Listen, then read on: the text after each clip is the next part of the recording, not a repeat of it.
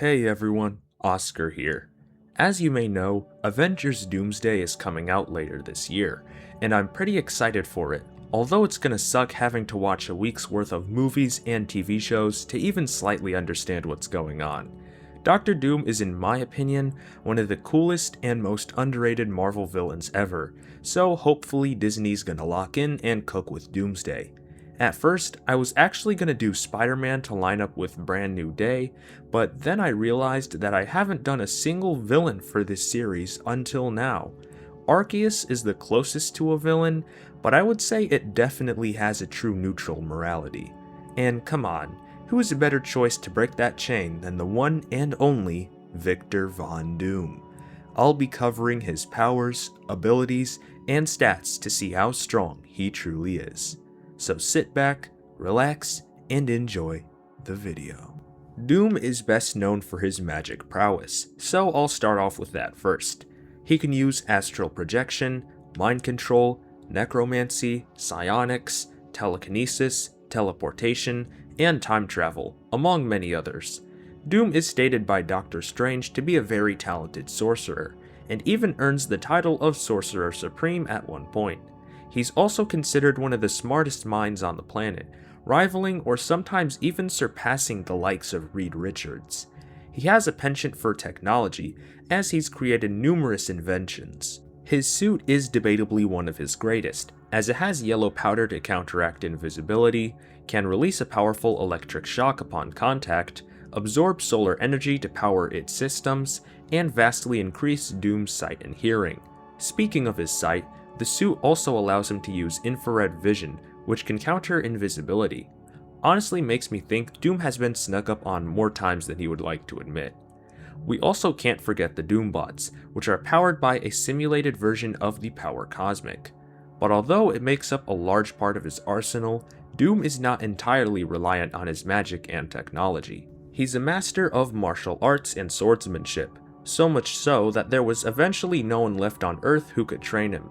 Doom is also quite physically fit, possessing a perfect body, mind, and a nearly unbreakable will that gives him an extremely high resistance to psychic abilities. In Fantastic Four number 14, Nathaniel Richards states that if he tried, Doctor Doom would be powerful enough to give the Celestials pause. The Celestials are primordial beings that created the second cosmos, which, in case you don't know, is the second version of the Marvel Omniverse.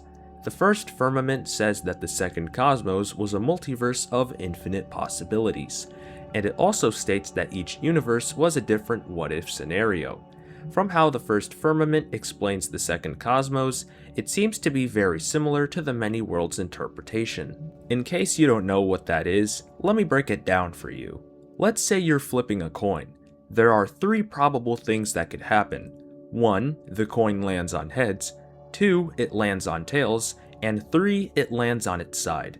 Each of these probabilities splits the timeline and creates a new universe. Now there's a universe where the coin landed on heads, one where it landed on tails, and one where it landed on its side. These individual universes will rinse and repeat the process, constantly splitting off until the end of time. So in conclusion, due to the sheer amount of constantly branching timelines, the creation of the second cosmos would grant the Celestials multiversal to possibly low complex multiversal AP. The Celestials also scale far above a character called Cubic. He explains that the Celestials are at least a couple layers of infinity above him, and this is the same guy who has the potential to tear the fabric of all existence. Now, I'm not going to bore you with the entire Marvel cosmology, as it is extremely complex. However, I will talk about the superflow, the highest level of reality within the cosmology. The superflow is essentially the space between universes, described as an endless vacuum with no space or time. Instead, it's a realm where fundamental concepts take shape and all actions are metaphorical. Any conflict is simply just a clash of ideas. So due to the superflow's conceptual nature, this would get the Celestials up to outerversal. This is pretty consistent with Doom's power, as he's able to take on and even defeat high tiers like Thor, Hulk, and Silver Surfer. Funnily enough, this scales Doom to another multiverse-threatening feat, As in Thor number 439, two weaker versions of Thor caused a shockwave that was compared to the Big Bang and reverberated across the entire multiverse. The shockwave also powers a machine capable of destroying the entire multiverse, which apparently holds infinite timelines. This feat is pretty blatantly low complex multiversal. Thor as a baby was able to shake the world tree and all of its universes by simply crying. I would explain where the world tree in its realm scale, but this section is already pretty long, so go read Versus Battles Wiki's explanation of it. That feat would be low outerversal, by the way. Finally, the Hulk shattered the Dark Dimension, which has many statements of massively transcending space-time and having infinite dimensions, which is also low outerversal.